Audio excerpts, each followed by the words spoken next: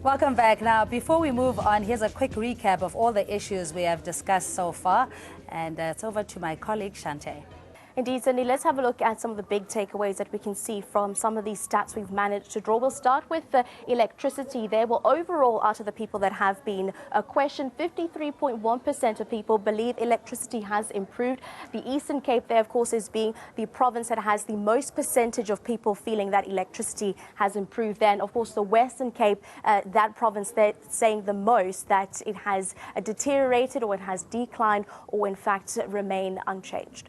We'll continue and have a look at water supply. Well, overall, 38.6% of people feel that it has remained the same, not looking too good there. The Free State, they're having the highest once again, saying, of course, it has improved there with 57.2%. And the Northwest, they're also being that province there, saying that it hasn't changed, wanting better development, wanting better water infrastructure in the province there. Let's have a look at health services, also a very, very crucial category here. Well, 37.5% of people overall in these surveys believe that, of course, it has improved. The Free State, they're saying in their province, they believe that 56.5 percentage vote shows that it has improved there. The Northwest, being the province on the decline there, is saying that the water supply, or rather the health services, have not increased that much. While in the first half, we saw how strides have been made in the spheres of power and water, has been a bumpy road to development, it seems, when it comes to infrastructure. Over to Shante. Let's have a look at roads, simple road infrastructure. Well, of course, improvement there. Only 33% of people feel that it has improved. 30% feel that it has deteriorated. And as we can see, most people believe that there's definitely room for road infrastructure as well as development on that front there. We break it down once again via provinces there. We can start with the Free State in giving their views. The Free State believe 48 percentage points of the roads have improved. KZN 41.4% and 36.1% from the Western Cape. Of course, the Free State, they're believing that roads have improved out of the group. And having a look at which roads have deteriorated, or rather the provinces in which they feel that roads have deteriorated there. Northwest 49.7%, Northern Cape 36%, and Gauteng 30.3%. Of course, the Northwest there signalling that, of course, there is better need for road infrastructure in their province. Let's look at about the infrastructure generally in terms of improvement over the past 5 years, Rebili. I think if the ANC is at 40-something and the DA is at 18 and the EFF it's at 11, it means the contestation is between the DA and the EFF as to become opposition, but the ANC is far off simply because they've got a track record of delivery of houses, infrastructure and roads, and I strongly believe going forward, I think they will still retain the majority in terms of municipalities simply because of their background, capacity, capabilities in order to deliver services. Yes, Mr. Msimang, would you concede that delivery really depends on a party's ability to detect a problem and how quickly their turnaround is in fixing it? I agree, Cindy, and maybe I must also say that the ANC didn't need to have to bring the minister here. They already have a representative in the Bilimo. But also to say that I think if you look at your stats and you compare it to what Stats SA has reported on in terms of how much people are now getting basic services, water and electricity, I think that will contradict what your stats are saying here. So that is something that, you know, is a bit questionable. But be that as it may, I just want to correct you there. I thought we had laid this matter to rest, that this is not a scientific survey, as it were. But informed perception. Yeah, but statistics and it's actually legal. It is very much legal. It's above board. And when it comes to electioneering, the US does it in terms of popularity, perception, how people feel about it. So please, do not try to undermine this particular process because, as I said, it's internationally recognized. A lot of effort and resources has been put about it. We are particularly proud of it. It's not to deceive the public in any way. So, and that particular particular nuance, I'm sorry, is something that we'll have to take a reservation on. Going back to the statistics, it's not wrong, like you say. The ANC government has delivered.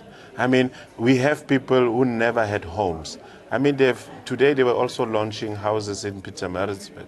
Throughout 9 provinces, they will be giving people house keys, people who never had homes. The reality is these people have built houses even for the poorest of the poor. Yeah, I mean, Mr. Msimang was talking about budgetary constraints. It's there on record. We can agree. Yes. There has been, I've never said there's never been service delivery. But one thing that I've always maintained, and even when I had a discussion with you on another platform, or actually on the same platform here at a different time, I've said to you, we need to look at how much has been spent versus how much the people have got in return. And I've given you a number of examples of 85 million rand for as an example that went to build so few houses in Atteridgeville as an example. That could have built 3 or 4 times the number of houses that it had built. So to say you've delivered, I'm not disputing that. How much have you spent? What is the value that you received in return? Okay, let's get a political analyst point of view on budgets spent linked to the quality of service delivery, primarily on road infrastructure at Rekgom. I think first of all we have to contextualize the whole question of service delivery. From 1994, which is the time when the ANC took over control of the country, there has been a lot of backlog of more than 3 centuries. That's very, very important to put that in mind. And the other important thing to also underscore is the fact that any new government has to undergo a period of learning. I would like to believe that in terms of learning, it also involves a question of policy making which has been done.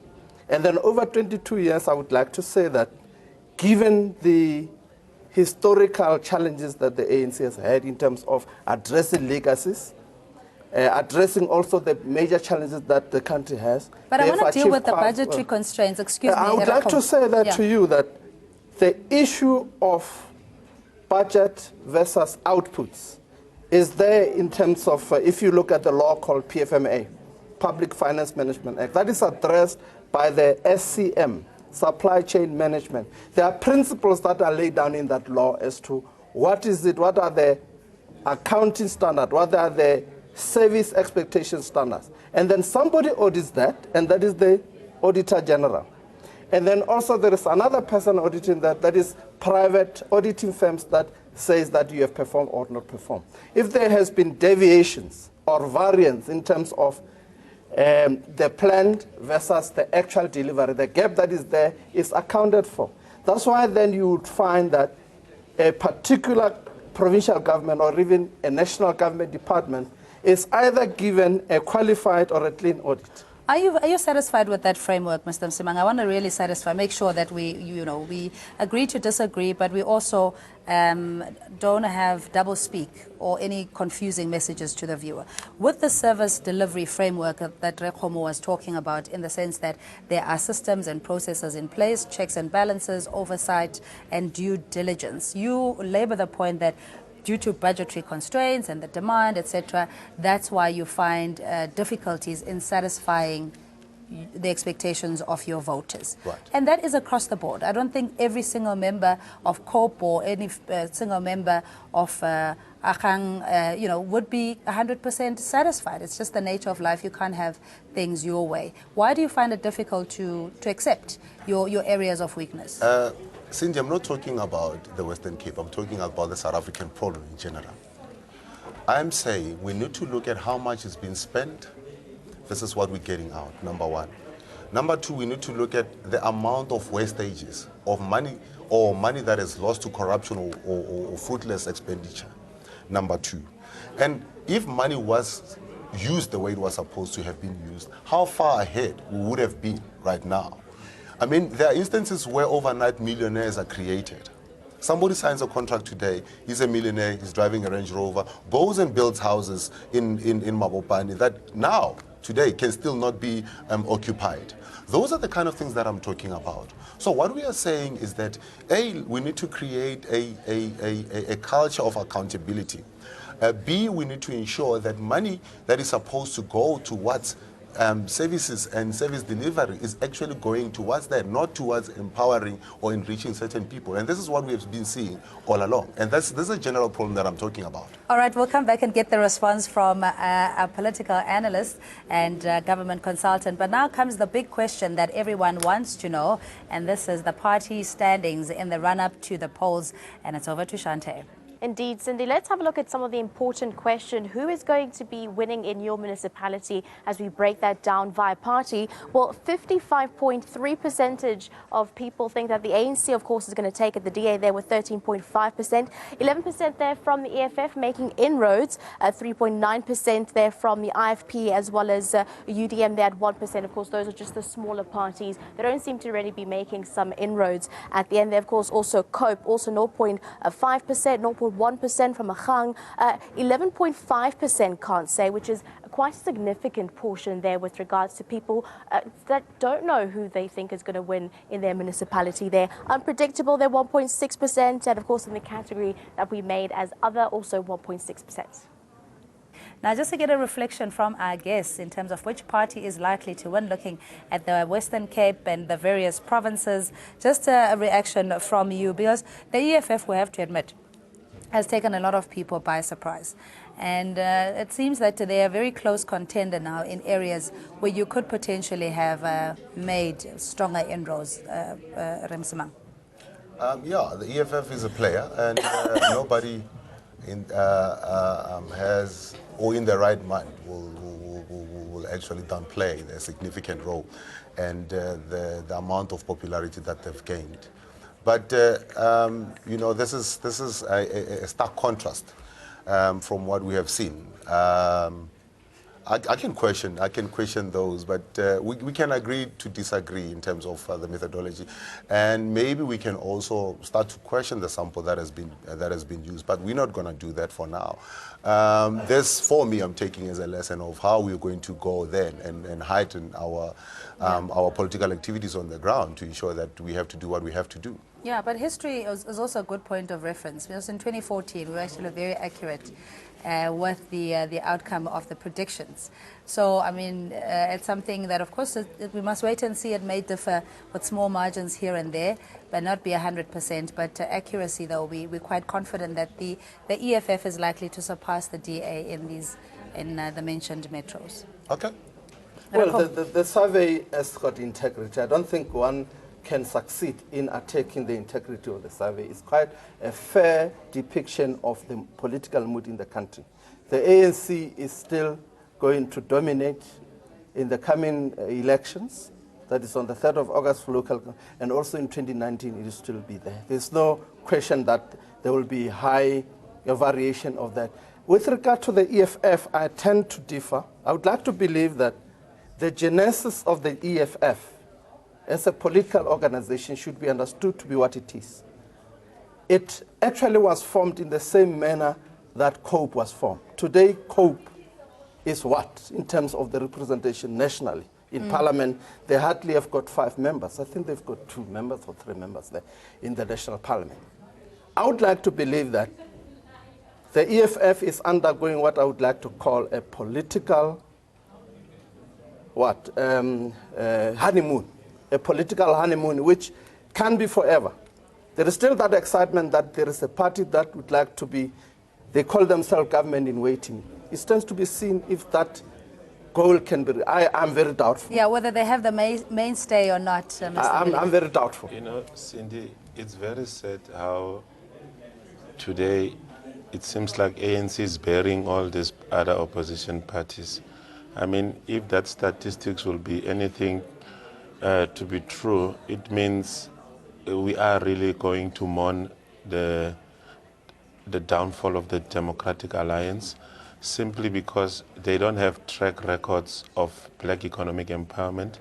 They don't have track record of improving the lives of the people.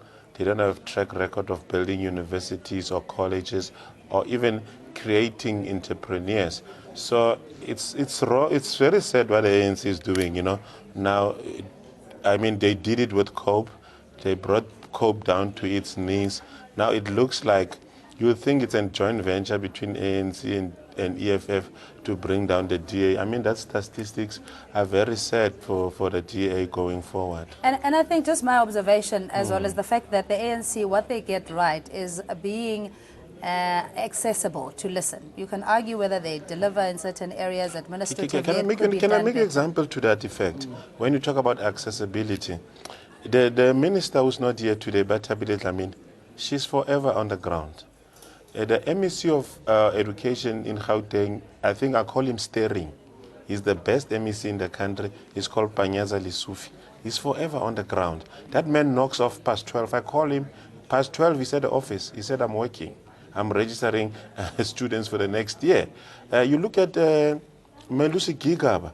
If there's a crisis, he's forever there. He visits AIDS orphans, child-headed home families, even foreigners. He's very, he's very passionate about it. I think that's what gives them thumbs up, as the ruling party, because they are so accessible and they've got the resources to deliver to the needs of the people. Yeah. So, Remsimang, how do you appear to be doing something? Let me also say that it remains to be seen, it remains to be proven. That's what I like. These are predictions. And maybe let me correct Brabili here and say the support of the DA standing is actually growing, and that's the only political party that has stood the test of time and that is continuing to grow while others are declining. We have had a by-election, the only by-election that was ever contested by the EFF in Tshwane. And the results were very telling. I can tell you that we got 40% of the results out of that in Ward 27 in Soshanguve. And they never complained. The ANC never complained that their votes were rigged. Wait. Then ANC never said you have rigged the votes. I've given you an opportunity you to won talk. Fairly. Did you won fairly? Give me an opportunity to talk. Okay. I'm saying there is a decline in the ANC, and it's going to continue to decline. Where have you seen that? It's all over. That's how it's all over. That's how South African. Gentlemen, can we just keep it? I beg your pardon. Okay. All right, let's just keep it to issues around the stats when it comes to voter. But that's what I'm responding to. Correct, but also I know you can't deny the desire to want to party posture. I want to respond to the stats that you put forward. I am saying to you before I was rudely interrupted that if you look at what the elections have been showing since even in 2014, the ANC has been on a decline. The DA has been on an incline. You look at 2014, or let's even start at 2011. 2011, 2014 elections, you look at the difference that the ANC has been on the decline and the DA has been on an incline. And the EFF is eating into the ANC support. It's not eating into the DA support. The DA yes, is definitely. Wouldn't you say maybe the black vote particularly, that the DA has aggressively and systematically been targeting, and primarily the disgruntled ANC supporters that the EFF is also latching onto, that is your target focus? We might be fishing in the same pond. That is a fact. But that doesn't necessarily mean that we are losing support to them. We are not losing, and this is the example that I was trying to put about the by-election. The only by-election that the EFF has ever contested in South Africa is in Soshanguve, where we got more votes than the EFF number one. It's a completely black township, where we got 40% of the votes.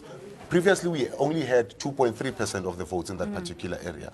And the EFF didn't take support from us, but actually took support away from the ANC. Okay, let's just agree to disagree that, yes, there's an evolution in terms of the support base of various political parties. People's needs and perspectives change, and they might even change their political ideologies. It's a given that certain parties, including the ANC, has gradually been shedding the number of votes when COPE was formed. Case in point, EFF might be another case in point.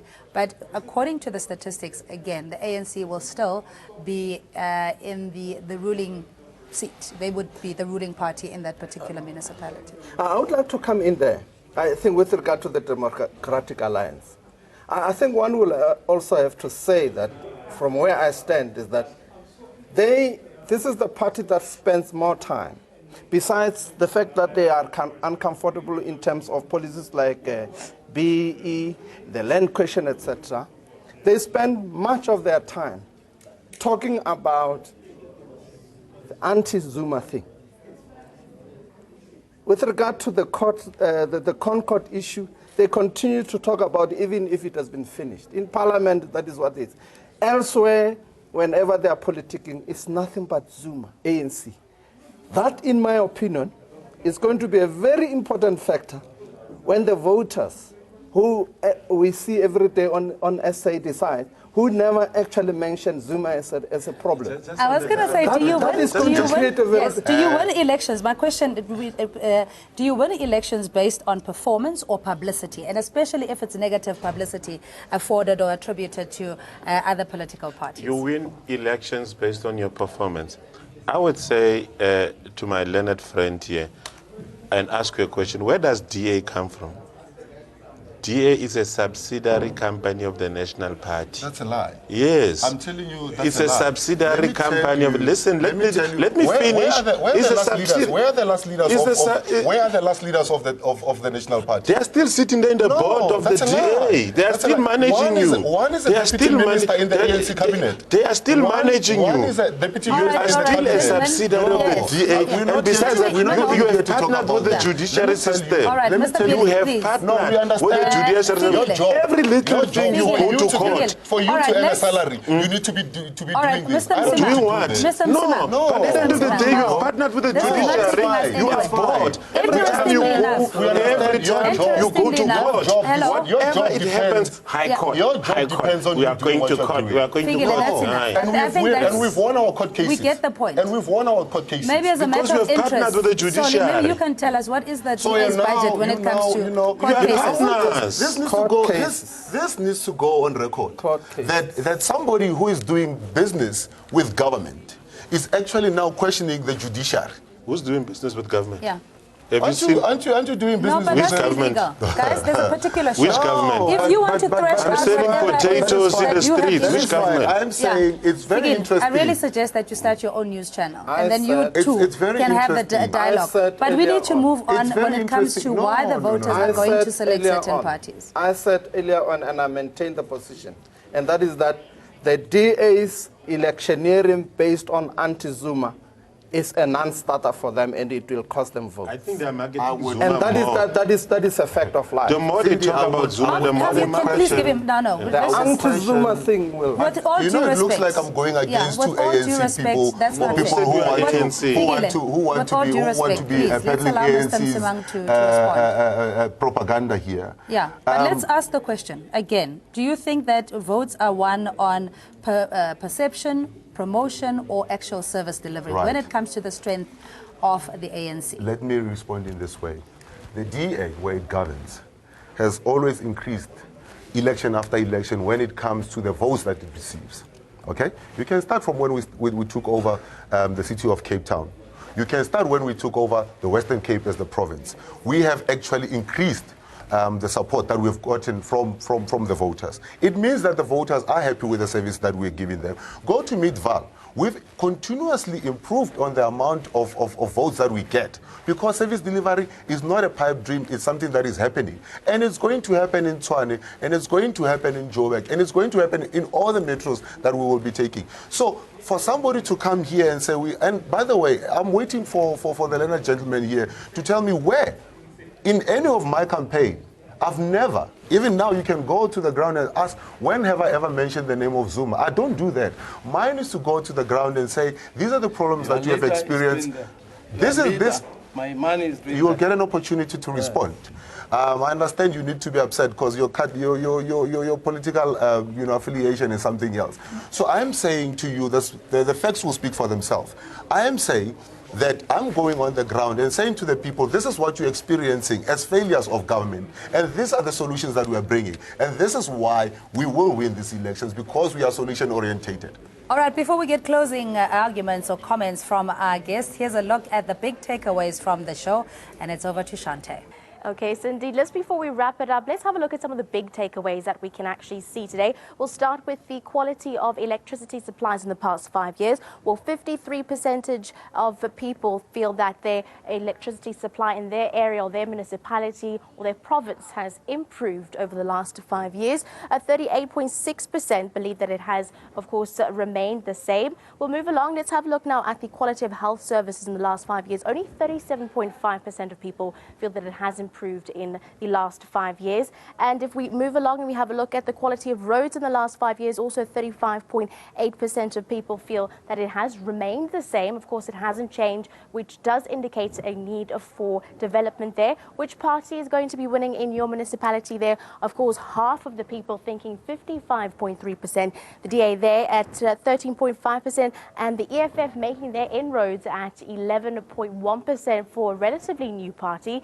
And of course, if we have a look at some of the provinces as we break them down, it seems that, of course, Gauteng seems to believe that 50% will be taken by the ANC. EFF there 14.9% according to Gauteng individuals, and the DA there is 16.4%. We have a look at Limpopo. They also believe the ANC is going to be taking 63% of the votes there in those municipalities in the coming polls. EFF 22.1%. That's quite a significant margin. The DA there behind the EFF at 9%. And just before we round up, we'll have a look at the Western Cape. Well, it seems that the ANC feel that, or rather people feel that the ANC will be getting 31.6%. The DA still leading in the Western Cape there at 37.5%. And of course, the EFF at 2%. Of course, those are some of the big takeaways, Cindy. So before we go, let's just wrap up with the closing comments from our guests, and we'll start with Resitari Khomo, just on the overall service delivery questionnaire that we gave to our respondents on health, roads, and all other infrastructure. I think overall I would like to say that, as it has been said before, South Africa is a better place to be since 1994, and that has been made possible by the ruling party today. And I think going forward, the same ruling party will continue to be around, and that they will actually deliver an overwhelming majority win come the 3rd of August. They will also repeat that in the national election in 2019. Other parties will continue to be stunted in their growth. Some will also disappear from the political scene. Mr. Msimang? You know, history will prove otherwise. The DA will continue to grow, and I think what we have seen there will not be a final product of what will be the result. And it was very engaging to have two ANC big supporters coming here and telling us how the ruling party, and by the way, we're not running a monarchy in South Africa. There's no such a thing as a ruling party. It's a governing party. We're living in a democratic system where people are elected and people govern, and we don't have rulers here. And this is why people feel entitled, because they feel that they're ruling, they're not governing. So this is not a monarch where there's rulers here. We have a government that should be accountable to its people. And if they're not going to deliver, the people have a right to fire them through the vote. All right, so just the questions again of in the last 5 years in terms of improvement when it comes to roads and infrastructure and healthcare, as we've demonstrated to our respondents in terms of your party-specific governance. What do you take away from it? Well, I'm taking away that there's a perception of what people think and what is actually happening on the ground are two different things. And what is being reported and what is there on black and white in terms of how much we've been able to deliver. This is what your survey is saying people are saying are two different things. And that is something that I think the voters will decide when it comes to it, to say, have I really experienced better services? Have I moved from Kofi-Mvabo to Khayelitsha and my life hasn't been better when I moved there or not? And that will be a telling point when people come to casting their vote come the 3rd of August. And just closing comments from you, Mr. Billy. I want to say to my learned friend here, at his age now, I think he will retire in politics being the candidate of Tshwane. He will never see the day he becomes a mayor. There is no way that the ANC will lose Tshwane. He will go on pension being a candidate against the ANC. He will never achieve it. And when you look at the statistics, I want to send my condolences to the DA. Really, it's very sad seeing how they are declining. And I hope there will be space for them to be buried like other political parties who try to challenge the ANC. We're going to have to leave it there. Thank you, gentlemen. Of course, we'll continue these kind of debates until the 3rd of August and immediately thereafter. So we're joined in studio by Resitahi Khomo, is a political analyst, and Resolim Simang is Tshwane mayoral candidate for the Democratic Alliance. Fikile Pele is local government consultant. Again, of course, Batabile Dlamini, the ANC Women's League president, couldn't join us today. But thanks so much for you at home for joining us. Now, in the next episode, we measure the perception against a decision. Who will the people vote for if municipal elections were held today? So stay tuned for that.